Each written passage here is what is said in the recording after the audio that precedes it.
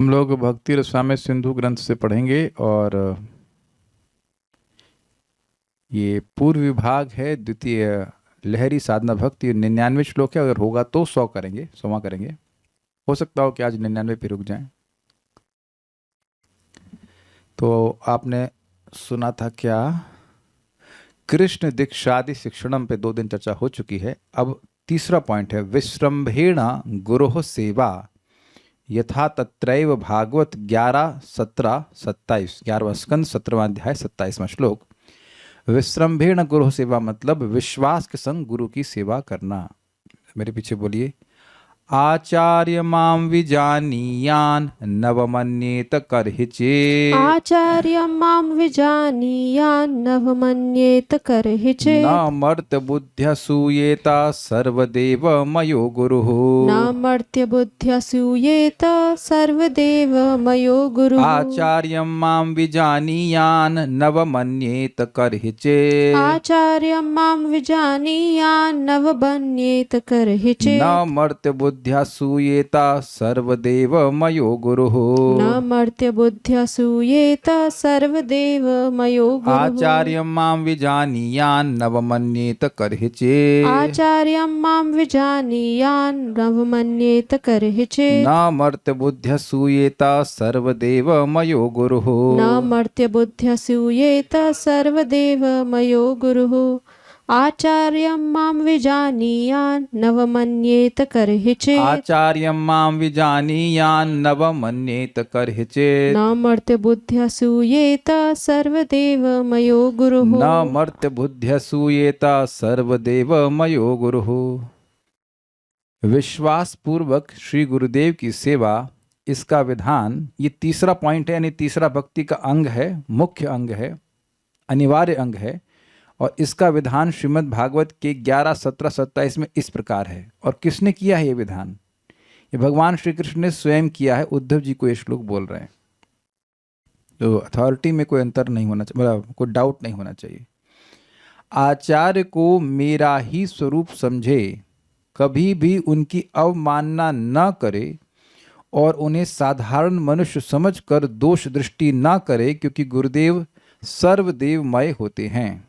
पहले तो बात समझ ले, मेरा ही स्वरूप समझे मतलब भगवान परमात्मा के रूप में चैत्य गुरु के रूप में हैं। लेकिन चैत्य गुरु के रूप में ज्ञान सबको तो भक्ति का नहीं दे रहे हैं। ये तो सब क्लियर है। तो अब चैत्य गुरु कैसे एक जीव को ज्ञान देंगे? वह जो गुरु सामने उनके माध्यम से देते हैं। ये तो तुम क्लियर हो गया। अब देखिए एक बात आप समझ लीजिए, आचार्य मतलब क्या होता है ये क्लियर होना चाहिए। आचार्य मतलब जो अपने आचरण से सिखाए, आचरण करे और सिखाए भी। केवल आचरण से भी नहीं सीखते हैं लोग। जहां कोई विरोध हो, डाउट हो, निसंकोच पूछ लीजिएगा। मेरी बात आप समझने का प्रयास कीजिए। आप लोगों में से शायद किसी ने योगा सीखा होगा, तो ऐसा नहीं कि कोई भैंसा होगा, वो भैंस जैसा व्यक्ति होगा और आपको योगा सिखा रहा है। ऐसे किसी से सीखा है आपने? जो खुद बहुत मोटा हो, डायबिटीज़ और सारी परेशानियाँ हो, और उससे सीखा हो। सीखने में इंटरेस्टेड होंगे आप ऐसे व्यक्ति से? तो नहीं होंगे। उसका कोई रोग ठीक नहीं हुआ, कहे मैं आपको योगा सिखाता हूँ तो आप देख लीजिए, आप नहीं सीखेंगे। लेकिन वह बोल के, समझा करके, स्टेप्स बता करके नहीं सिखाएगा तो आप सीख जाएंगे। आचार्य के दोनों मतलब रोल्स हैं, एग्जाम्पल एंड प्रिसेप्ट। एग्जाम्पल मतलब करके दिखाना, और प्रिसेप्ट मतलब बोलना भी। जैसे मैं बहुत सिंपल एग्जाम्पल दे रहा हूँ। जैसे मेरे पास योगा का ट्यूटोरियल मैंने रिकॉर्ड कर लिया है, तो वो टीचर खुद भी करके दिखाता है। वो पहले करके आ चुका है अपना, लेकिन हम लोग को करके दिखाते हैं और बताते हैं ऐसे करना चाहिए, यहाँ ये गलती नहीं, वहाँ ये गलती नहीं। तो दोनों चीज़ बहुत ज़रूरी है, क्योंकि कभी कभी कुछ भक्त सोचते हैं कि हम अपना आचरण तो कर रहे हैं ना, उससे लोग सीख लेंगे। उनसे पूछो कि क्या आप केवल किसी को देख करके सीख लिए? So when we have to teach both by example and by precept. इसीलिए प्रभुपाद फाउंडर आचार्य हैं। और फाउंडर तो खैर इसलिए क्योंकि इस्कॉन की संस्थापना की, लेकिन आचार्य हैं मतलब वह अपने आचरण से दिखा रहे हैं। प्रैक्टिकल एंड थ्योरी, यस, ये बिल्कुल क्लियर समझ लीजिएगा। आप लोग अपने बच्चों को कैसे पालते हैं? क्या पालते तो हैं, लेकिन शिक्षा कैसे दिए हैं बताइए? बोला बोलो मतलब कुछ भी आप ये देखो, जैसे अभी एक माता जी ने कल हमको वीडियो भेजा कि उनकी बेटी सब्जी काट रही है, तो आप क्या कर रही थी? पिक्चर देख रही थी। आप भी किचन में लगी थी और उसको बोला बेटा देखो ऐसे काटते हैं, ऐसे काटते हैं, तब ना वो सीखी। आपने भी वैसे सीखा। Do you all agree with this? हम आज बिल्कुल आप लोगों के मित्र की तरह समझा रहा हूं, इन द सेंस कि कुछ भी आपको लग रहा है विरोध है, नहीं समझ में आ रहा, तो आप वहां पे पॉइंट आउट कर देना। बिल्कुल ईजी है ये बात। इसलिए आप कहो कि हम प्रीचिंग करेंगे और आचरण नहीं करेंगे तो भी वो प्रीचिंग सफल नहीं है, और केवल आचरण करते रहेंगे और प्रीचिंग होती रहेगी तो वह तो असंभव है, तो होगा ही नहीं, क्योंकि ऐसा कभी होता नहीं है। मान लीजिए आपको यहीं कोई पेड़ के नीचे वैसे ध्यान करते हुए दिख जाए आपको, आप लोग करने लग जाएंगे इसे ध्यान। ये देखो लग रहा है ध्यान कर रहा है, हम लोग भी ध्यान नहीं होता ना। आप में से आज तक कोई ऐसा व्यक्ति है जो बिना सिखाए सीख गया हो? तो आप बताइए कि आपको कुछ भी सिखाने के लिए किसी को कुछ एफर्ट मारने पड़े कि नहीं? लेकिन एक बहुत इंपॉर्टेंट बात है, आचार्य व्यक्ति तभी हो पाएगा जो वो उच्चतर स्थिति पे पहुंचे, क्योंकि अब इंद्रियां अगर डिस्टर्ब करेंगी तो कभी ना कभी वह आचार्य के जैसा आचरण नहीं कर पाएगा। Do you all agree with this also? तो देखिए, हम लोगों को अगर हम किसी को शिक्षा दे रहे हैं तो हमें ये सब नहीं मान लेना चाहिए कि हम भगवान के प्रतिनिधि हैं, ये है वो सब नहीं सोचना चाहिए, क्योंकि पहले व्यक्ति चेक करे कि क्या मेरा आचरण हमेशा, हम अपने पे चेक करें, क्या मेरा आचरण हमेशा अप टू द पॉइंट रहता है। तो ऐसा पहली बात तो अपने को नहीं मान लेना चाहिए, अपने को भगवान का स्वरूप ना समझ ले समझ रहे हैं। लेकिन जो गुरु हैं उनके बारे में बात है, श्रील प्रभुपाद जी जो उनके प्रतिनिधि हैं, उनका आचरण वैसा ही रहेगा जैसा होना चाहिए, क्योंकि गुरु की योग्यता ही बता दी गई थी। पर ब्रह्मणि निष्णातम निष्णातम यथा, और उपशमाश्रय, उनका मन शांत है। आप सब लोग स्वीकार करते हैं कि जब हमसे गलती होती है तो हमारा मन बहुत शांत रहता है। कुछ गलती हो गया क्या? समझ गए? यानी कि मन जब अशांत रहता है, मन जब इंद्रियों की तरफ धावित हो रहा होता है, दौड़ रहा होता है, तब गलती करते हैं। कभी कभी मन बहुत शांत भी रहता है, ऐसी बात नहीं, तब गलती नहीं करते हैं। And it's okay, we are struggling and we progressing also.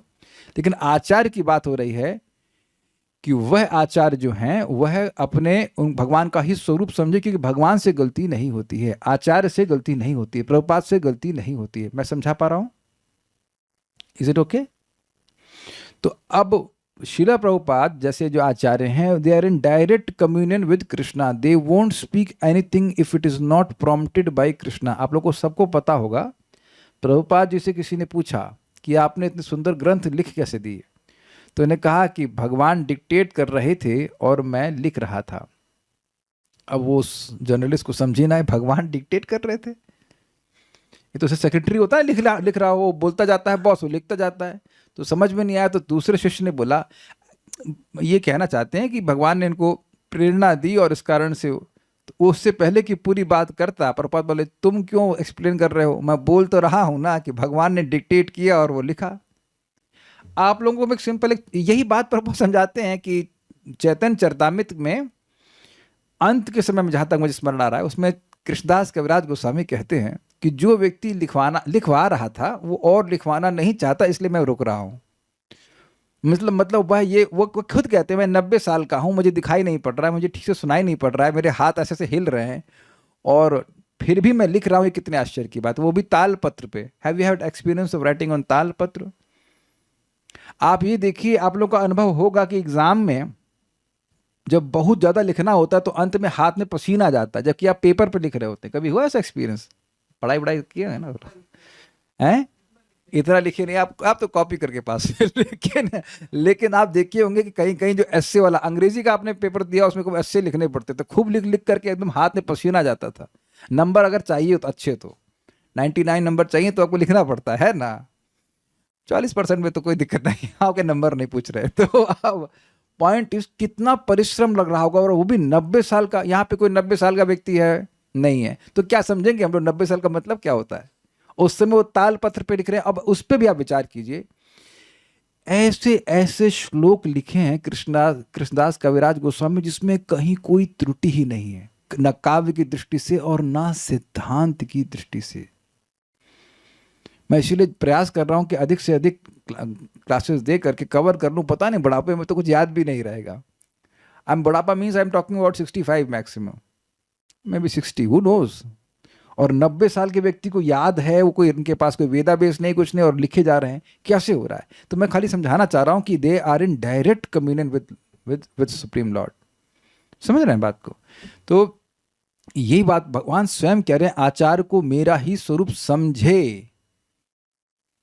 मतलब बड़े विश्वास के संग कि ये जो गुरु जी ने आज्ञा दी है, ये भगवान ने कहा है। वो आप लोग शायद गैस कर रहे होंगे मैं क्या कहने वाला हूं। कितने लोग गैस कर सकते हैं? किसी कोई नंबर याद आ रहा है जिसके संबंध में कुछ बोलूंगा मैं? 16 rounds. This 16 rounds of chanting is not Srila Prabhupada instruction, this is Krishna's instruction. ऐसे समझना है,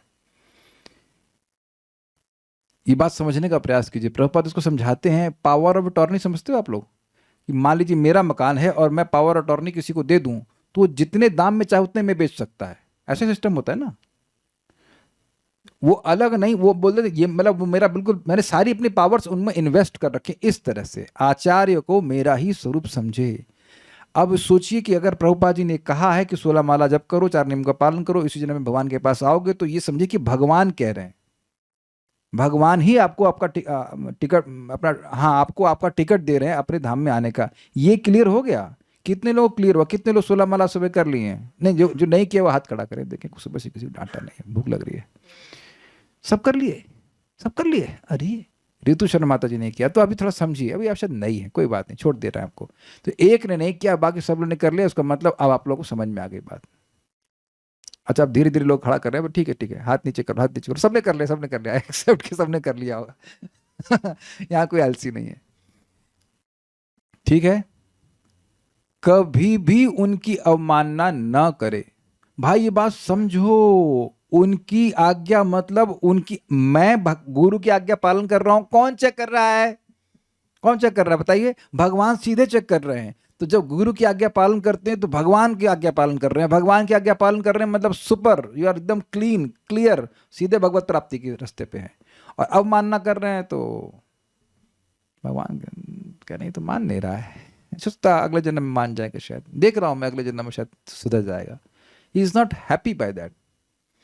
अवमानना करना ये ठीक नहीं है। अगर आपको याद हो, और जरूर याद रहा होगा, कल ही परसों पढ़ाया था कि ब्रह्मा जी क्या बोले थे कि इसी प्रकार से कोई भी शिष्य अपने गुरु की पूजा कैसे करता है, बाढ़मिति, जैसा आपने बोला है वैसा मैं करूंगा। और ऑब्वियसली इसमें अंडरस्टूड है कि आप करने का भरसक प्रयास कर रहे हो। हमेशा गुरु की आज्ञा पालन करने का सामर्थ्य भी नहीं होता है, लेकिन प्रयास किया जा रहा है। प्रभुपाद के गुरु महाराज कहते थे ना, इफ यू तुम्हारे पास कभी पैसा आए तो तुम इंग्लिश में पुस्तक छापना, वेस्ट में प्रीचिंग करना। तो प्रभुपाद प्रयास ही तो किए ना। ये तो क्लेम नहीं प्रभुपाद कर रहे थे कि मैं कर ही दूंगा पूरे विश्व में प्रचार। ही जस्ट ट्राइड, ठीक है। तो अवमानना नहीं करे कि मैं नहीं करूंगा, यह नहीं, क्योंकि गुरु की असंतुष्टि मतलब भगवान की असंतुष्टि। क्लियर हो गया? और ये एकदम नोट कर लीजिए, अगर नींद भी आ रही तो जग करके। सुंदरम माता जी सुनिए ध्यान से, मैं ये कह रहा हूं कि भगवान की संतुष्टि ही आपकी आध्यात्मिक प्रगति का एकमात्र फैक्टर है। सुंदरम माता जी क्या कहा मैंने, बताइए? आध्यात्मिक आपकी मेरी सभी की आध्यात्मिक प्रगति कैसी होगी? जब भगवान संतुष्ट होंगे, अदरवाइज नहीं हो सकती है। मैं शीर्षासन लगा लूं तो भगवान संतुष्ट हो जाएंगे क्या? यही प्रभात मजाक में कहते हैं कि ये लोग सोचते हैं कि भगवान को तुम जिम्नास्टिक के द्वारा संतुष्ट कर लोगे। होता है कि कुछ लोग सर्कस देखने जाते हैं तो उनको रुचि होती है, कुछ अपने हाथ को ऐसे मोड़ रहे हैं, वैसे मोड़ रहे हैं। तो भगवान को आप जिम्नास्टिक से संतुष्ट नहीं करोगे। भगवान को सर्कस देखने का शौक नहीं है। क्लियर? भगवान को वही चीज संतुष्ट करेंगी जो उनको संतुष्ट करती हैं। अग्रीड? ठीक। तो वो कैसे मालूम चलेगी? आचार्य बताते हैं। और देखिए, ये उनकी दया है, ये उनकी करुणा है कि वो आज्ञा दे रहे हैं। ये बात ध्यान रखना। उनकी आज्ञा का पालन करेंगे तो उनको लाभ नहीं होगा। जैसे वैद्य की आज्ञा का पालन करेंगे तो हमारा लाभ है, उनका लाभ थोड़ा होना है इसमें। ये तो बात क्लियर है ना? क्योंकि अवमानना व्यक्ति तब करेगा जब सोचेगा नहीं हमारे पर जुल्म हो रहा है। ये हम अपनी बात बता रहे हैं। अभी हम कुछ स्वास्थ्य के लिए व्रत कर रहे हैं जिसमें हमको लाइक ऑलमोस्ट 41 डेज अब तो हो गए, ऑलमोस्ट 0 ऑयल खाना था। तो 10 दिन के बाद तो उसे लग रहा था बहुत जुल्म हो रहा है, नहीं हो पा रहा, नहीं हो पा रहा, नहीं हो पा रहा। अब वैद्य जी कोई बोले नहीं हो पा रहा, अरे कर लो कर लो कर लो, ठीक हो जाओगे ठीक हो जाओगे। लगता है जुल्म, लेकिन बाद में समझ में आ रहा था अरे वो हमारे ही स्वास्थ्य के लिए तो कह रहे हैं। और मन में आया भी, ये कभी खाए हैं जीरो ऑयल? कभी खाए हैं? और फिर हमको याद आया कि उसी दिन बोले थे, अरे बड़ा स्वादिष्ट लगता है। तब हम अपने बुद्धि का उपयोग किया, अच्छा इसका मतलब ये भी खाए होंगे, इनको अच्छा लगा, तब ना वो बोले हैं। For him it seems like was very easy, zero oil खाओ। तो हम खाली बोल रहे हैं कि अवमानना करने का एकमात्र कारण यही रहेगा व्यक्ति का, कोई सोचेगा कि इससे गुरुजी हमको टॉर्चर कर रहे हैं, हमारे कपाल पे चढ़ रहे हैं। लोग ऐसे शब्द बोलते हैं, हमारे कपाल पे चढ़ रहे हैं। अगर गुरु अनमनस्क हो गया तो फिर हमें बचाएगा कौन? अब एक बात समझो कि हम लोग दलदल में फंसे हुए हैं और कोई व्यक्ति हाथ बढ़ा रहा है तो कहेगा जरा हाथ, बाकी जिन चीज़ों को तुम पकड़े हो वो तुम्हें केवल दलदल में और अंदर लेके जा रही हैं। अग्री? तुम मेरा हाथ थामो। तो अरे अरे हमसे सब छुड़वा रहे हैं ये। अरे जो चीज हम सुबह सोते थे, कंपटीशन लगाते थे सोने का, वो हमको हमारी नींद छुड़वा रहे हैं। अरे प्याज कितना अच्छा लगता था, लच्छे वो छोले के वो डाल के खाते, प्याज छुड़वा रहे हैं। ये सारी चीजें कुछ तो गुरुजी छोड़ने के लिए कहते ही हैं, वो चीज छुड़वा रहे हैं भाई। हमारे वो कपाल पे चढ़ रहे हैं, है ना? आप लोग ऐसा नहीं कहते हो, लेकिन कुछ कहीं ना कहीं मन में आ जाता है, अरे ये तो हमको बड़ा अच्छा लगता है, ये छुड़वा रहे हैं हमको। लेकिन छुड़वा रहे हैं ताकि इस दलदल से बाहर निकाल लें। अग्रीड? ये उनका कार्य है। तो अवमानना ना करें। अच्छा, एक चीज आपने महसूस करी होगी कि जब हम लोग किसी बात की अवमानना करते हैं तो हमारे मन में क्या होता है? मैं बहुत जानता हूं, ये हमारी प्रॉब्लम को समझ नहीं रहे हैं। क्या आपने ऐसा किया है कि नहीं किया? कोई कह दे कि ऐसा नहीं किया है, कोई कह दे कि ऐसा नहीं किया है ना, ये जानते नहीं है। सब ने, मैंने भी किया, और आप में से एक व्यक्ति हाथ नहीं खड़ा कर सकता कि उसने ऐसा नहीं किया होगा। मान लीजिए मैं किसी को बोलता हूँ भाई रात में मत खाओ, शाम खा लो। अरे प्रभु जी, क्या गरम गरम रोटी खाने को मिलती है, उसके बाद सुबह ठंडे। रात में गरम रोटी खाई, सुबह ठंडे, फिनिश, एकदम साधना ठंडी। तो बहुत लोगों को समझ में नहीं आता है। एक व्यक्ति बोले, अरे रात में अच्छा नहीं होता तो भूख क्यों लगती है? हमने कहा तो आप भूख को 6 बजे लगा लीजिए। ये है। आप कभी देखना कि इस बात को समझिएगा कि जब कोई बात बोली जा रही है एक टीचर के द्वारा, आचार्य के द्वारा, तो क्योंकि वो आचरण करके बता रहे हैं, इसलिए वो एक्सपीरियंस से बता रहे हैं। Make sense? वो एक्सपीरियंस से बता रहे हैं। He has followed his spiritual master to the T and that's why he got perfection and that's why he is telling you the same instructions. मैं फिर रिपीट कर रहा हूं हिंदी में। एक व्यक्ति सिद्ध कैसे होता है? अपने गुरु की बात को पूरी तरह से स्वीकार करके। उसने शुरू किया ऐसा करना, उसने वह सफलता को प्राप्त किया, अब आपको भी वो वही बात बता रहा है। जैसे हमने भी इधर 2-4 अपने चेले व्रत वाले बना लिया कि आप भी साथ से, आप भी जीरो ऑयल चलिए। तो हम करके बोल रहे हैं ना भाई कि हमको लाभ हो रहा है, मतलब नजर भी लग जाती है, but I am just saying कि इट इज लाइक दैट। आप लोग भी देख रहे हैं ना कि हम करके बता रहे हैं, और फिर हम कहेंगे आप करके देखिए आपको लाभ हो रहा है कि नहीं हो रहा है। I hope it is very clear. तो ये जो कोई भी गुरु जी बता रहे हैं, गुरु से मेरा मतलब श्रील प्रभुपाद की जो आज्ञा है, आप ये बताइए कि कौन सी प्रभुपाद जी की आज्ञा को पालन करके आप दुख में पड़े हो। कुछ जल्दी से बताओ, अगर याद आ रही हो तो। एक बात प्रभुपाद जी ने बताई हो अपने ग्रंथों में जिसको आप पालन करके कहेंगे यार ये नहीं पालन करना चाहिए था। अरे आप लोग बोरिंग है, कुछ तो विरोध करो। कोई तो प्रभुपाद जी की आज्ञा आपने आज तक। हमको अब एक माता जी दिख रहे हैं, नाम तो नहीं बताएंगे। याद है वो जब बीच में आया था कि पत्नी जो है वो दासी की तरह होती है और पति जो है, अरे इतना गर्म हो गई, इतना गर्म हो गई। बाद में हम उनसे चैट करते रहे वो खुद ही स्वीकार कर लिया नहीं है। तो अच्छा ही लगता है, वो अच्छा ही होता है। अब ये प्रभुपाद जी का शब्द है ना, अब करिए स्पर्धा, जहां स्पर्धा होती देखिए झगड़ा होता है।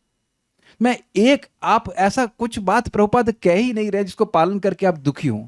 और मैं एक बहुत अच्छी बात बता रहा हूं आपको, अगर आप श्रील प्रभुपाद जी के ग्रंथों को मान लो खुद से नहीं भी पढ़ते, हमारे साथ रोज रोज पढ़ोगे तो आप देखेंगे हर दिन आपको कोई सुंदर इंस्ट्रक्शन श्रील प्रभुपाद के द्वारा मिल रहा है।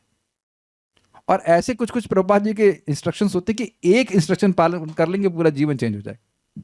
पूरा जीवन चेंज क्या हो जाएगा? भगवत प्राप्ति हो जाएगी। These are so powerful instructions. और वो सारी चीजें प्रभुपाद जी करके बोल रहे हैं। ये बात हमेशा याद रखना। वो ये उनके शिष्यों ने हमेशा बोला है कि they always they followed because they saw that he walks his talk. वो जो बोल रहे हैं वह कर रहे हैं। अब उसका भी कारण फिर याद दिलाऊंगा, क्यों? क्योंकि उनकी इंद्रियां डिस्टर्ब ही नहीं है। इंद्रियां ही हमको हमारी शिक्षाओं से, हमारी खुद की शिक्षाओं से अलग करती हैं। स्वीकार्य है?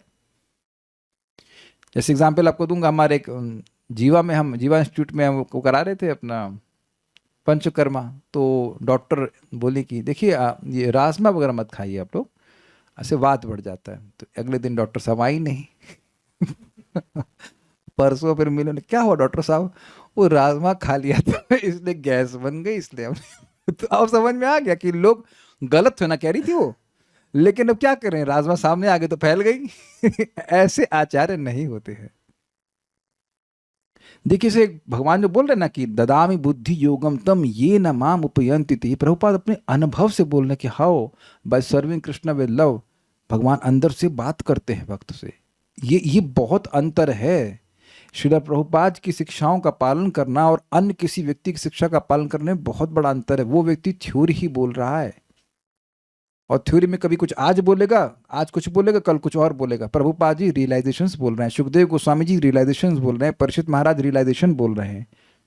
मैं एक सिंपल सा एग्जांपल आपको देता हूँ। प्रभुपाद से पूछा गया कि ये हमारे जप में क्वालिटी कैसे आए, तो क्या उत्तर था प्रभुपाद जी का? अरे अभी तुम लोग 16 माला ही गिन रहे हो, क्वालिटी की क्या बात करते हो? अभी तुम क्वांटिटी में फिक्स रहो, क्वालिटी जब आएगी तो तुम कहोगे 16 क्यों, 2 क्यों नहीं। नहीं, ये नहीं बोला प्रभुपाद ने, कहा कि 16 क्यों, 16,000 क्यों नहीं। समझ में आ गया? रूप गोस्वामी क्यों आचार्य हैं? वो इस प्रकार का अनुभव शेयर कर रहे हैं। I hope everything is clear. इसलिए एक बात अब आपको कंक्लूजन में समझ लीजिए, कभी भी उनकी अवमानना ना करे। मतलब कोई इंस्ट्रक्शन है और उसको सुन करके बुद्धि में विरोध आ रहा है तो सीनियर भक्तों से बात करके उसको रिजॉल्व कर ले। हम सभी लोग प्रभुपाद जी के ही अनुगत्य में हैं, वो इनकी शिक्षाओं का पालन कर रहे हैं, वो मुख्य शिक्षा गुरु हैं हमारे सबके। तो कोई शिक्षा में आपको कुछ मन में ऑब्जेक्शन आ रहा है तो उसको रिजॉल्व कर लीजिए। क्या मैं समझा पा रहा हूं? कैसे इस दोष से हम बच सकते हैं? अगर मन में कुछ संशय आ रहा है कि नहीं हम ये प्रभुपाद की बात नहीं मानेंगे, तो देखिए वो बात तो सही है, हमारी बुद्धि उसको घुमा करके दिखा रही है। कुछ समझ में आ रहा है? तो अब सीनियर भक्तों से, किसी भी भक्त से आपको विश्वास है, उससे पूछ लीजिए कि प्रभुपाद यहां ऐसा कह रहे हैं, हम समझ नहीं पा रहे हैं प्रभु जी, इस कारण से पालन नहीं कर पा रहे हैं। लेकिन प्रभुपाद जी की बात गलत नहीं है। Is it okay? समझ में आ गई बात?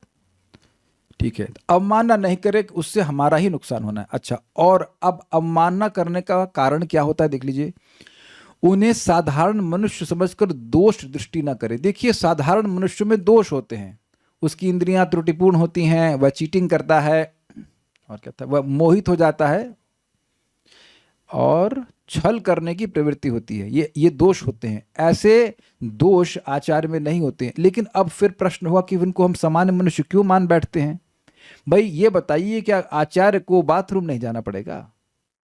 क्या उन्हें कभी बुखार नहीं होगा? श्रील प्रभुपाद जी को भी डायबिटीज थी, शायद हाई ब्लड प्रेशर था, आई एम नॉट श्योर, लेकिन डायबिटीज तो थी, तो पता है।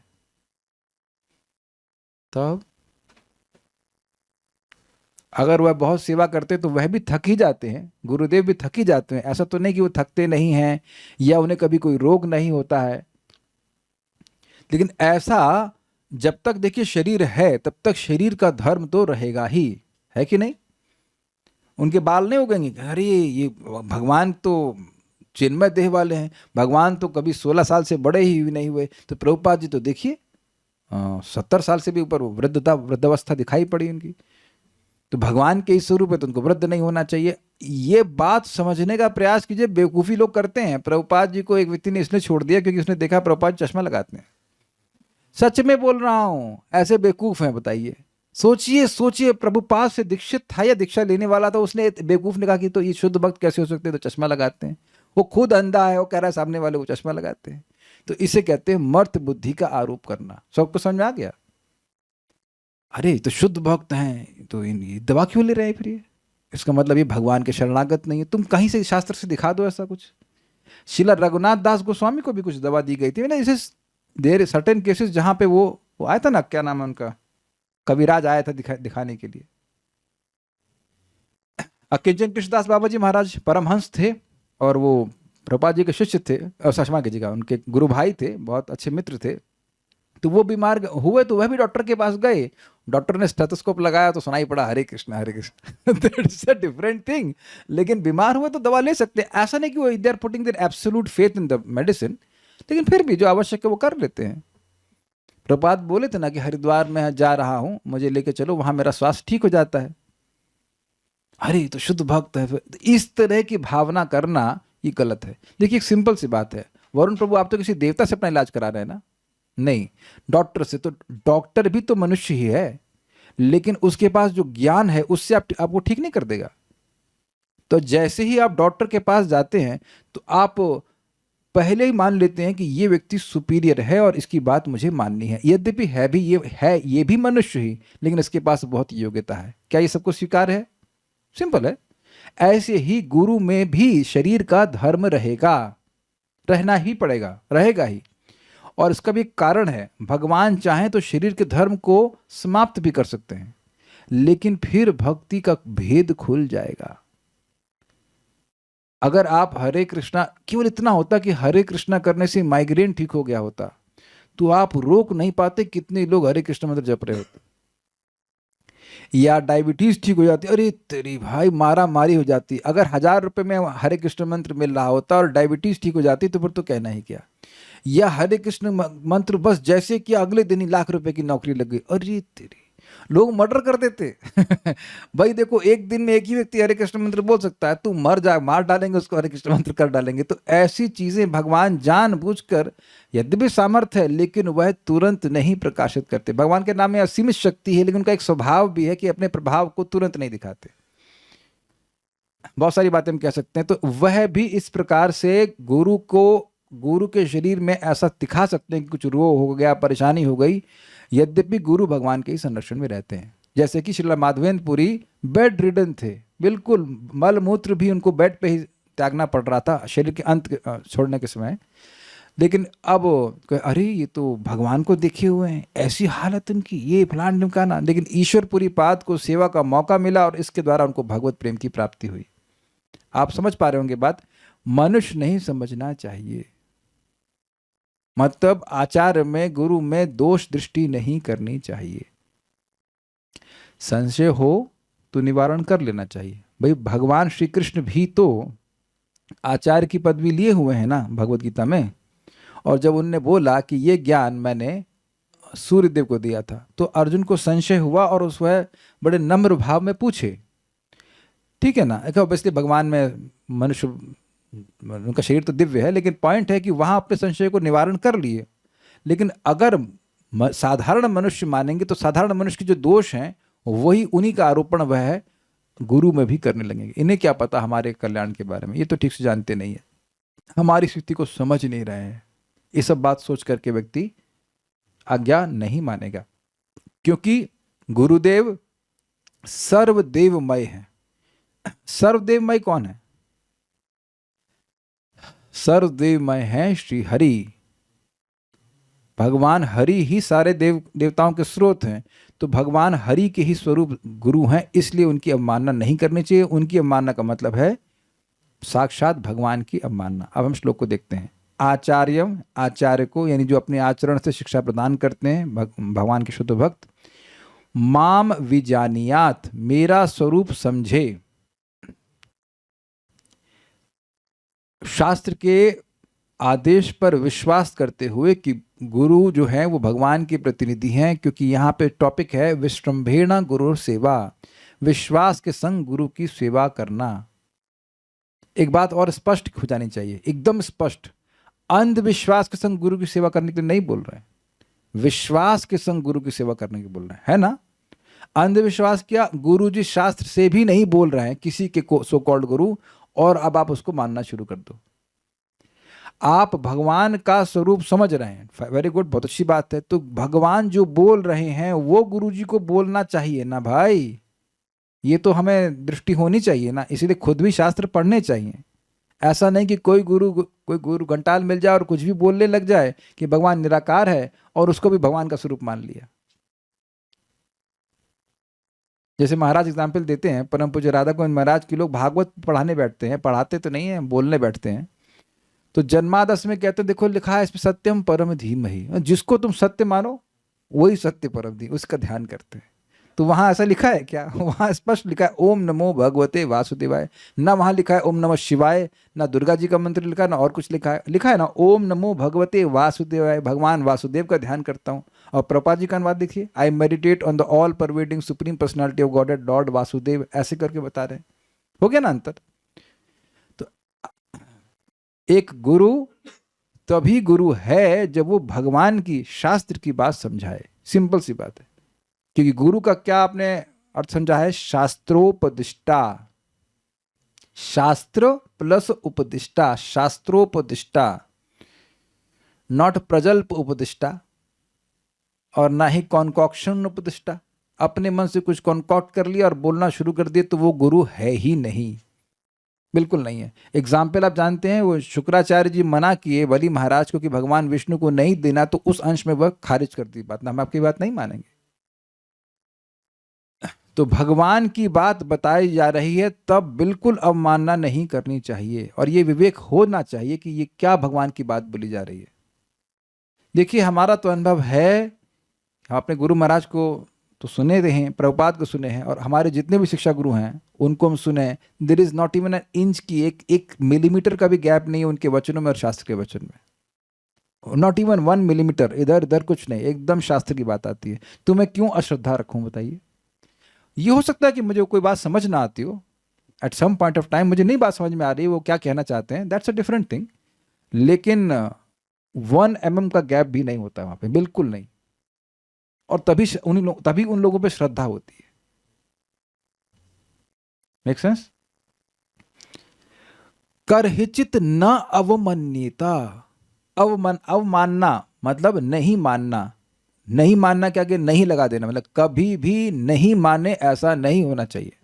कभी भी मतलब उनका कभी भी, अर्थात आपातकाल में भी अपमान ना करे। अपमान का मतलब समझ लेना चाहिए, अपमान का मतलब गाली देगा वो तो कोई मतलब ही नहीं है, गाली देने वाला तो नरक ही जा रहा है, लेकिन बात नहीं मानना यह भी अपमान है, और यही अपमान कह लीजिए। गाली देने वाला तो फिर क्या शेष रह गया, लेकिन अपमान का मतलब यही कि बोल दिए और हम आपको बेसिकली हम मूर्ख मान रहे हैं, इसलिए आपकी बात नहीं मान रहे हैं। अग्रीड? भले ही गुरु को मूर्ख ना कहें, लेकिन गुरु को मूर्ख देखिए करीला शासन गुरु को मूर्ख मानकर उन्हीं का शासन, उन पे ही शासन करना शुरू कर दिया, क्या जानते हैं? ठीक है, ये हमको बड़ा अच्छा लगा था। कौन से आचार हम भूल रहे हैं, लेकिन एक आचार कहते हैं करहिचित, मतलब जहां तक मुझे स्मरण आ रहा है वंशीधरी में था कि कभी आपद काल में भी नहीं अवमानना करना चाहिए। एक अलग एंगल से देखिए, उनकी अवमानना करना वो सबसे बड़ी आपद है, because we are losing Krishna's grace in that situation. समझे? यस?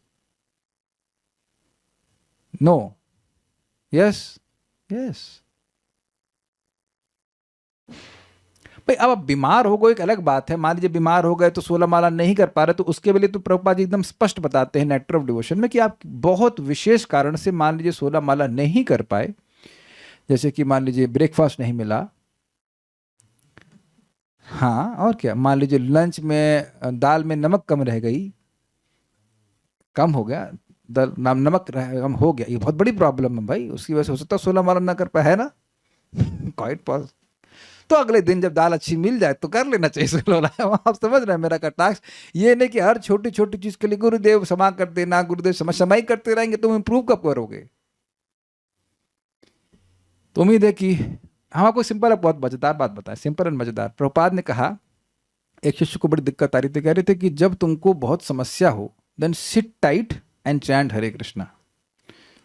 अच्छे से बैठे हो, बढ़िया से जप करो। अब इसको रिवर्स कर दीजिए, अगर रोज खूब बढ़िया से बैठ के जप करेंगे तो कोई आपद आएगी? और आएगी भी तो आपने उसकी तैयारी तो पहले कर ली है ना। सबसे बड़ी आपद तो मरना है, तो 16 माला करके मरे तो कौन सी आपद आई? फिर तो भगवान की प्राप्ति हो जाएगी, खत्म कहानी। ये प्रमाण है इसका। परम पूज्य राधानाथ महाराज के शिष्य थे त्रिभुवननाथ प्रभु, वो शरीर छूट दिया, छूट गया उनका, तो महाराज बस ये पूछे 16 माला किए? हद है, बताइए। That is what the anxiety of the spiritual master is. वो शरीर छूट गया उसका, लेकिन बोले 16 माला किए थे वो। कितना अमेजिंग है ना। That's what is anxiety is, कि 16 माला किए कि नहीं। कहते हैं हाँ वो तो सुबह 6:30 बजे ही माला कर लेते थे। Then it is auspicious. Just see how a pure devotee deals with death. He's not heartless. हाँ तब हमारा बच्चा सफल है, हमारा बच्चा कोई दिक्कत नहीं। मृत्यु से बड़ी कौन सी आपद आ जाएगी भाई, या उससे भी कोई बड़ी आपद है आपकी जीवन में? नहीं आ सकते ना उससे बड़ी कोई आपद। अच्छा कह प्रभु जी हम मान लो 16 माला करते हुए मर गए, तब तो भगवत प्राप्ति पक्का है। आप तो आज तक कभी सुना है कोई व्यक्ति जब कर रहा हो, जब करते हुए मर गया हो? आप कभी मिले हैं ऐसे? मिल नहीं सकते, लेकिन कभी सुने आसपास कहीं महल में इतने मतलब हम लोग जो है श्रेष्ठ हो गए कि हरे कृष्ण कर रहे मर जाएंगे, इतना भजन कर लिए हैं, तब तो भगवान के पास पक्का जाओगे बैठे हो जब करने के लिए। कुछ बोलना चाहती हैं, कुछ गूंज रहा है मन में, बोलिए। प्रभु जी, यमुना देवी दासी माता जी सुबह रात में उनके एसोसिएट बता रही थी जो उनके साथ रहती थी, मालती माता जी, कि सुबह सुबह उन्होंने पाया कि उनके हाथ में माला थी। रात को उनको पेन हो रहा था, उन्होंने बोला तुम जाओ, और वो माला कर रही थी। सुबह सुबह चलिए माला कर, वो तो फिर अलग ही वो तो अलग ही स्टेज पे है। लेकिन बात इसी प्रकार समझनी चाहिए हर व्यक्ति को कि आज हमारा आखिरी दिन है, बहुत बड़ा। एक्चुअली हर दिन तो आपद ही काल है ना, विचारनी बात। कौन से दिन आपदा नहीं है? किस दिन नहीं मरेंगे बताइए? कौन से दिन सेलेक्ट कर लिए आप कि अब नहीं मरोगे? संडे को? तो कौन सा, यही तो प्रश्न किया कि सर्वथा नियमाण व्यक्ति से करना क्या चाहिए, है कि नहीं? तो हर दिन तो आपद काल हो सकता है ना, किसी दिन भी आपद आ सकता है। तो किसी दिन भी गुरु की आज्ञा का अवमानना नहीं करना चाहिए। कभी ऑपरेशन हो ना तो ऐसे करना कि 16 माला से करके फिर ऑपरेशन कराने जाना। पता नहीं आखिरी ऑपरेशन हो आपका, वो तो हो सकता है ऑपरेशन फेल हो जाए। तब लिव लाइफ लाइक दिस। अगली बार कभी पूछूं तो 16 माला आपकी हो जानी चाहिए। सब कोई व्यक्ति, जैसे आज किसी ने ऑलमोस्ट सभी ने कर लिया, वैसे कर लो। कोई और कुछ नहीं बचा सकता है, only this instruction will save. तो हम बिल्कुल स्पष्ट बताना चाहते हैं कि ये कौन सी आज्ञा है जो हम रोज बताते रहते हैं, 16 राउंड्स ऑफ हरे कृष्ण मंत्र। ठीक है। अच्छा, तो प्रश्न है गुरु जी की अवज्ञा क्यों करेंगे? तो कह रहे हैं मर्त बुद्धिया च नहीं अवसूयता, उनको समान मनुष्य समझकर उनसे कभी द्वेष न करे, अर्थात ईश्वर बुद्धि को नहीं त्यागे। अर्थात का मतलब है, ये टीकाओं से आ रहा है, ये साक्षात ईश्वर है। साक्षात मतलब मेरे सामने जो ईश्वर है वह है ईश्वर है। साक्षात मतलब आंखों के सामने, समझ रहे ना? तो मेरे सामने जो गुरु हैं वही ईश्वर हैं, वही सामने मेरे ईश्वर हैं। वो मुझे समझा रहे हैं ऐसे करना चाहिए। देखिए, अब आप लोग तो ग्रंथ पढ़े नहीं हैं। बृहद भागवतामृत में जयंत नाम के गोप कुमार के जो गुरु हैं उनका नाम है जयंत, और वो साक्षात विष्णु तत्व होते हैं। वो एक पर्टिकुलर केस में साक्षात विष्णु तत्व भगवान कृष्ण ही थे, और उन्होंने उनको मंत्र दिया, और मंत्र बोलते बोलते वो इतने एक्सटेसी में आगे के चले गए वहां से। वो बताए भी नहीं कि मंत्र का उद्देश्य क्या है, क्या करना है, लेकिन उस मंत्र के प्रभाव से गोप कुमार को भगवान के दर्शन होने लग गए ध्यान में। तो आगे जाके बहुत लंबी कथा है, फिर वो जगन्नाथपुरी चले जाते हैं, भगवान की सेवा में भी नियोजित हो जाते हैं। तो कुछ अपने मन को मंत्र को नेग्लेक्ट करने लगते हैं। तो पता नहीं कहां से फिर भगवान प्रकट हो जाते हैं जयंत उनके गुरु के रूप में, और कहते हैं कि उस मंत्र को नेग्लेक्ट मत करना, वो मेरी सबसे इंपॉर्टेंट आज्ञा है। बहुत अच्छी तरह से भक्त लोग कहते हैं मंत्र इज गुरु, गुरु इज मंत्र, the mercy of Guru is through मंत्र। और उसका प्रमाण दे रहा हूं आपको। मैं अगर ये पूछूं कि साउथ इंडिया के भक्तों को भगवान ने कैसे उद्धार किया, कल्याण प्रभु चैतन्य महाप्रभु जो साक्षात भगवान हैं, उन्होंने साउथ इंडिया के लोगों का उद्धार कैसे किया? हरे कृष्ण प्रभु जी। हाँ बस यही सही उत्तर है, हरे कृष्णा देकर के। हाँ, कितना कंसाइज उत्तर देते हैं हरे कृष्णा प्रभु जी के। हाँ बिल्कुल सही उत्तर, हरे कृष्णा देकर। जहां जाते हो हरि हरि बोलो, हरि बोलो। वो हरि बोलना शुरू किया और बस पगला गया प्रेम में। That means lord is dependent on his holy name to deliver his living entity. स्वीकार है? भगवान सामने, भगवान ऐसे फूंक मार देते सबका उद्धार हो जाता, लेकिन भगवान भी नाम देकर ही उद्धार कर रहे हैं। तो गुरु जी भी सेम टू सेम आपको नाम देकर ही उद्धार कर रहे हैं। ऐसा नहीं गुरु जी के हाथ से कोई लाइट निकल आई है। That instruction is the chanting of Hare Krishna mantra is the instruction which you have to follow. अरे प्रभुपाद जी का स्टेटमेंट है, everything can happen by chanting Hare Krishna because you can not do it, that's why I have to break my head to engage you in other services. इतना इतना importance है हरे कृष्ण मंत्र का। ईश्वरपुरी पाद भी नाम ही दिए श्रीमद चैतन्य महाप्रभु को, भगवान को। This things are so simple. तो कहने का मतलब है कि उनसे द्वेष न करे, ये क्या दे रहे हैं, ये हरे कृष्ण मंत्र दे रहे हैं बस, ऐसा नहीं है। एक और बात भी है, ये क्यों सम्मान प्राप्त कर रहे हैं, मुझे सम्मान मिलना चाहिए। देखिए अनुसूया का एक और भी अर्थ होता है, असूया मतलब दोष। भगवत गीता में 9वें अध्याय में एक जगह शब्द आया है, 9.1 देखिए, अनुसूयवे शब्द है, क्योंकि तुम देखिए असूया मतलब होता है सही चीज में भी दोष निकालना। आप लोग कभी ऐसा अनुभव किए हैं कि आप सही बात बोल रहे हैं फिर भी व्यक्ति गलत ठहरा रहा है? ये है 9.1 ना, इदम तू ते गुह्यतमम प्रवक्ष्यामि अनुसूयवे, मैं तुमको ये गुह्यतमम ज्ञान दे रहा हूं क्योंकि तुम अनुसूया मतलब तुम असूया के दोष से रहित हो। गुरु जी सही बोल रहे हैं लेकिन उनको दोष दिख रहा है। आप लोग ने सबने ऐसा अनुभव किया है कि आप अच्छी बात बता रहे हो, हरे कृष्ण मंत्र बता रहे हो, भगवत गीता की बात बता रहे हो, बिल्कुल सही बता रहे हैं, फिर भी सामने वाला गड़बड़ उसको मान रहा है। तो असूया मतलब गुरु जी के सद्वचनों में दोष दृष्टि ना करे, कभी नहीं करे। क्यों? गुरु सर्वदेवमय, क्योंकि गुरु सर्वदेवमय अर्थात हरि स्वरूप होते हैं, वह भगवान हरि नहीं होते हैं, लेकिन हरि के प्रिय हैं क्योंकि वो हरि की बात कहते हैं। उनको हरि की बात कहने के अलावा और कोई मतलब नहीं है, वो क्योंकि वो हरि को संतुष्ट करना चाहते हैं। Is it okay? ये बात है, ये बहुत बहुत अच्छा इंस्ट्रक्शन है, ये बहुत इंपॉर्टेंट इंस्ट्रक्शन है।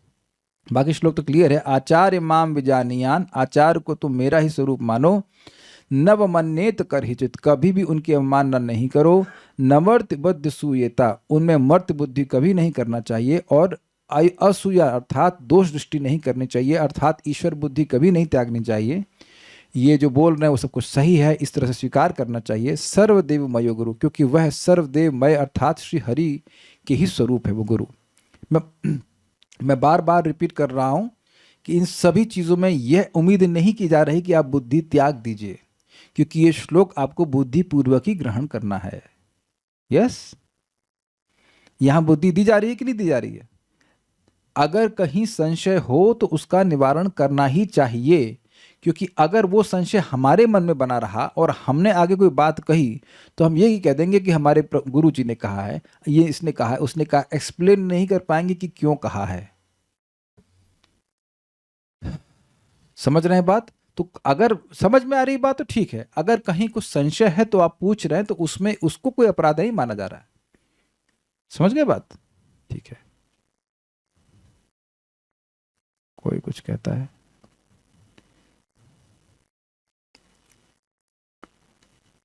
भक्ति सार प्रदर्शनी, आचार्य को माम अर्थात मेरा जन जाने, मेरा प्रिय माने, अतएव श्री गुरुवरम मुकुंद पृष्ठत्वेन स्मरे, अर्थात गुरुदेव को मुकुंद के प्रिय रूप से स्मरण करो। श्री रघुनाथ दास गोस्वामी पाद की यह उक्ति सुसंगत है। ये क्या बोल गए?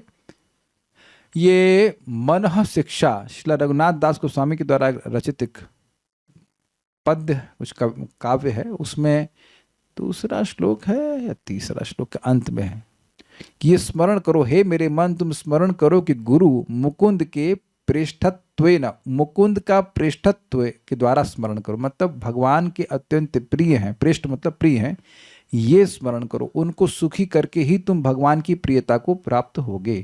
ये मैंने पहले भी समझा दिया था कि किसी को प्रेम कर रहे हैं तो उसके बच्चे से आप द्वेष नहीं कर सकते हो, you can't separate both of them. ठीक है। श्री गुरुदेव की समान मनुष्य बुद्धि से अवमानना ना करे। कोई प्रश्न है? मैं देख लेता हूं। ये मेरा अपना क्वेश्चन नहीं है प्रभु जी, मुझसे पूछा गया था कि अगर किसी के मन में ये आता है कि गुरु महाराज अपने उस शिष्य को बहुत प्रेम करते हैं, मुझे तो शायद वो जानती भी नहीं। बहुत अच्छा प्रश्न है। होंगे, हम उनकी कोई सेवा नहीं कर पाए, उनसे मिल नहीं पाए, तो क्या ये बुद्धि ईर्ष्या भाव की है? नहीं नहीं, ये बहुत अच्छा प्रश्न है, ईर्ष्या नहीं है।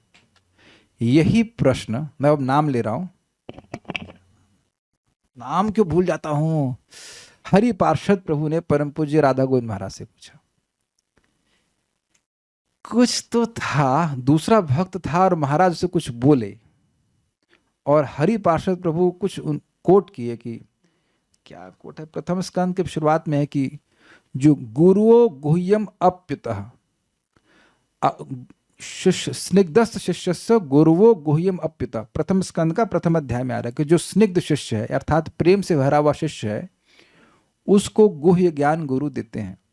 तो वहां पर बड़े प्रेम से प्रभु जी बोले, हम सब वहां थे नहीं, हमने सुने हैं भक्तों से कि हाँ महाराज जी, हम तो आपसे प्रेम करते नहीं हैं, इसलिए आपने हमें कोई बात नहीं बताई है, ये हमको नहीं बता रहे हैं। ऐसे एक मतलब प्रेम से, बहुत महाराज के प्रति बहुत अफेक्शन है और महाराज भी उनको बहुत प्रेम करते हैं, फिर भी ऐसे कुछ उनके मन में आया, उनको लगा कि महाराज हमको कुछ कोई बात नहीं बता रहे हैं। तो महाराज ने कहा, महाराज तो अद्भुत है, महाराज बोले सबसे गुह्यतम बात यह है कि हरिनाम के संग छल नहीं करना चाहिए।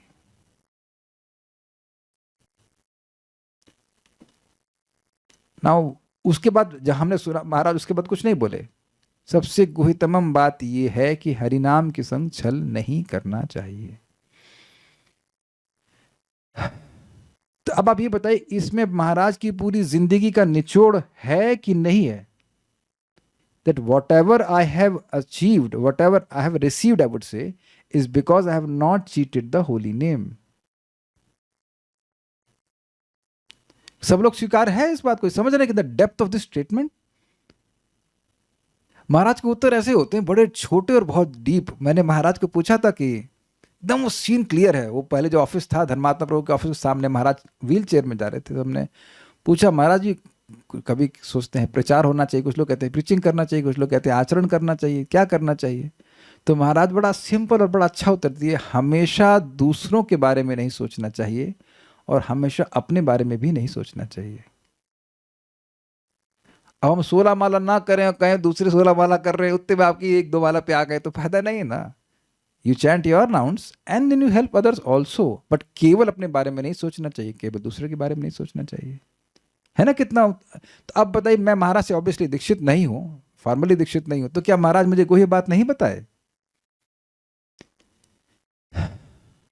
और मुझे तो कभी नहीं लगता कि महाराज से मेरी कोई दूरी है, कुछ है। प्रवचन सुनते हैं, खूब उत्साह मिलता है। अच्छा, कितने लोग प्रभुपाद से हैंडशेक करके आए हैं? कोई तो प्रभुपाद शिष्य होना चाहिए यहाँ पे, कोई नहीं है। तो आप लोग प्रभुपाद की बात को मान क्यों रहे हो उतना? जिससे कभी मिले ही नहीं उसकी बात मानते हो, अंधविश्वासी कहेंगे तुम। ऐसा कैसे कह सकते हैं आप? और कौन कह सकता है कि प्रभुपाद आप पर ध्यान नहीं दे रहे? अच्छा ये बताइए, कभी किसी को अनुभव होता है कि प्रभुपाद आपको डांट लगा रहे हैं? जब उनके तात्पर्य सुन रहे होते हैं तो प्रभुपाद ऐसे ही डांट लग रहा है कि डांट रहे हो कि तू गलती कर रहा है, तू नालायक, ठीक हो जाए। I am raising my hands, yes yes, is chastising. तो आप जब सुनेंगे उनकी शिक्षाओं तो कभी नहीं लगेगा कि नेग्लेक्ट कर रहे हैं। You will always feel inspired by the instructions. तो गुरु की, प्रभुपाद खुद ही अपने गुरु महाराज से शायद सुना है 5 या 6 बार ही पूरे जीवन में मिल पाए थे। तो it's not simply a matter कि आप कितना साथ में रहते हैं। इसमें प्रभुपाद विरोध में कहते थे कि देखो एक कीड़ा, वो कोई कीड़ा था प्रभुपाद को परेशान कर रहा था, तो कह रहे कि कीड़ा भी मेरे पास रह रहा है, लेकिन इसका मतलब ये नहीं कि वो सेवा कर रहा है। देखिए, हम लोग जो लोग भागवतम को प्रथम दिन से सुनते आए हैं, वेदवादिनी आप सुनती आई हैं, तो प्रथम दिन अगर आप शुरुआत के तात्पर्य को याद रखते हो तो प्रभुपाद वहां पे बड़ा स्पष्ट कह रहे हैं कि उनका बहुत बड़ा आग्रह है कि इस भागवत का प्रचार पूरे विश्व में होना चाहिए। तो हम लोग उसमें कुछ इनपुट दे रहे हैं कि नहीं दे रहे हैं? क्या प्रभुपाद को आप लोग प्रसन्न कर रहे हैं कि नहीं कर रहे हैं? अच्छा, आप में से कोई व्यक्ति हाथ खड़ा करे कि इस भागवत में इसका कोई सहयोग नहीं है। हाथ खड़ा करो जल्दी से। अब आप लोग समझ गए मैं क्या कहना चाहता हूं। बस वेदवादिनी कोई सहयोग नहीं कर रही है ना, वेदवादिनी बोलिए, माइक लीजिए थोड़ा, आप बहुत देर से परेशान नहीं किया आपको। हाँ लीजिए। आपको ये हमने कहा था कि हमसे झूठ नहीं बोलना, हमसे बोलती हैं प्रभु जी मैं कोई प्रीचिंग नहीं कर पा रहे हैं, तो कितने लोग सपोर्ट कर रहे हैं कि ये प्रीचिंग नहीं करती हैं? हाँ बोलिए। शैली शुक्ला माता जी कोर्ट केस करने वाली हैं, और संजय शुक्ला प्रभु दायर करती हैं केस कि ये प्रीचिंग कर रही हैं, ये प्रभु जी की प्रीचिंग कर रहे हैं, और इनमें इसमें इनकी पत्नी है, इनके संग सम्मिलित हैं, और इनको ये कह रहे हैं कि नहीं। आपको बरी किया जाएगा इसमें? हाँ बोलिए माइक पे। कुछ नहीं बोल रही हैं। मैं खाली ये कहना चाहता हूं कि एक बहुत बड़ा यज्ञ हो रहा है और उसमें सब लोग होते हैं। एक मिनट माइक लीजिए आप। अब कुछ और पूछूंगा, आपने पहले कभी कर्मकांड के यज्ञ करवाए हैं? तो केवल एक ही ब्राह्मण होता था कि 2-4 लोग होते थे उसमें?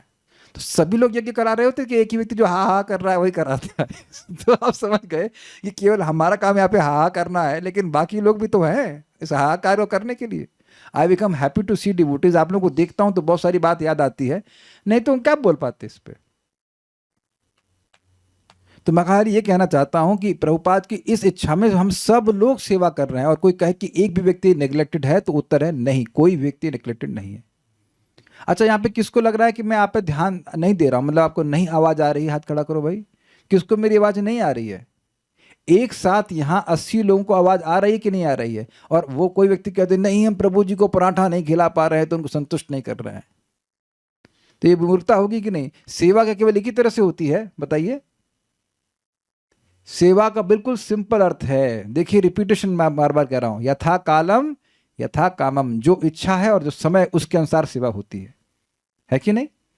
तो इसलिए कहना कि गुरु जी हमको नेग्लेक्ट किए, तो हरे कृष्ण मंत्र में से 32 अक्षर दिए हैं कि आपको 16 दिए थे?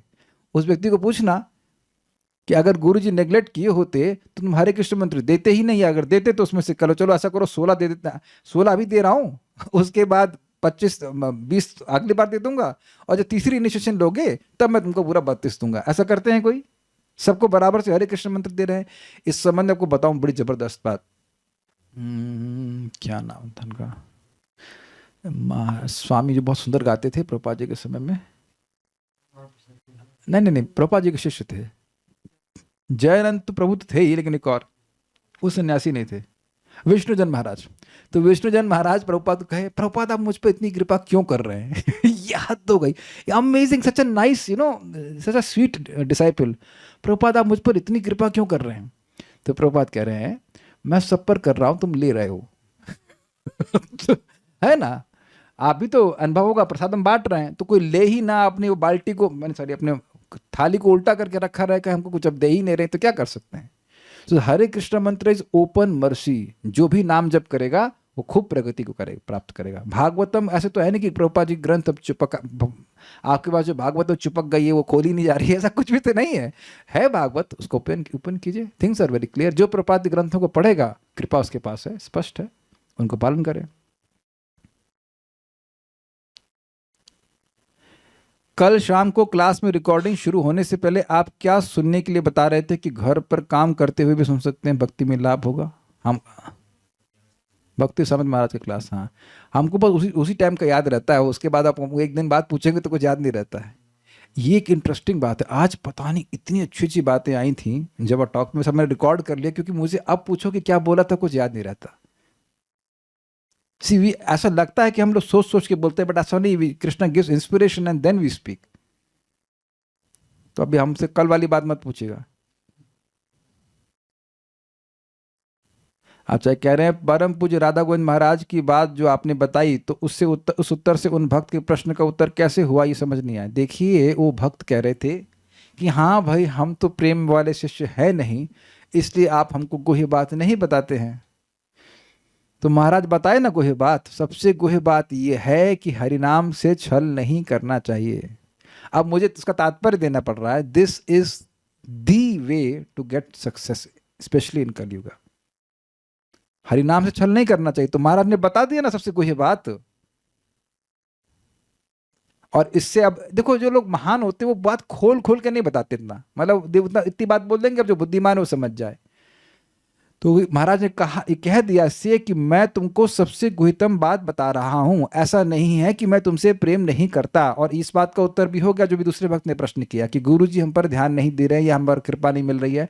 आपको हरे कृष्ण मंत्र बताया गया है, और अन्य अन्य भक्त भी है, जैसे कि मान लीजिए जिसके कोई दीक्षा गुरु कोई और है, मान लीजिए किसी भी भाग से लिया। अब परम पूज्य भक्ति रसामृत महाराज का प्रवचन यूट्यूब पे अवेलेबल हो गया ना जीवन भर के लिए, उसको सुनिए महाराज क्या बता रहे हैं कि क्या धारणा होनी चाहिए, कैसे नाम उच्चारण करना चाहिए। अब वो दे दिया गया तो कब उसको प्ले भी हम ही करें क्या? वो ढूंढ करके दे दिया गया है, ढूंढ करके सुन करके दिया गया है। When I post something I have heard it and then I post, you should understand this. ऐसे नहीं बस पोस्ट किए जा रहे हैं, सर शेयर करते जा रहे, शेयर करते, नहीं नहीं, खाकर बोलते हैं बड़ा अच्छा खा के देखो, तो सीखना होता है ना, उसको अपनी तरफ से भी प्रयास करना होता है। 75% प्रयास शिष्य का होता है, ओनली 25% गुरु का होता है, 25% केवल। तो ये बात है, तो इसलिए कोई भी नेग्लेक्टेड नहीं है, कोई भी नेग्लेक्टेड नहीं है।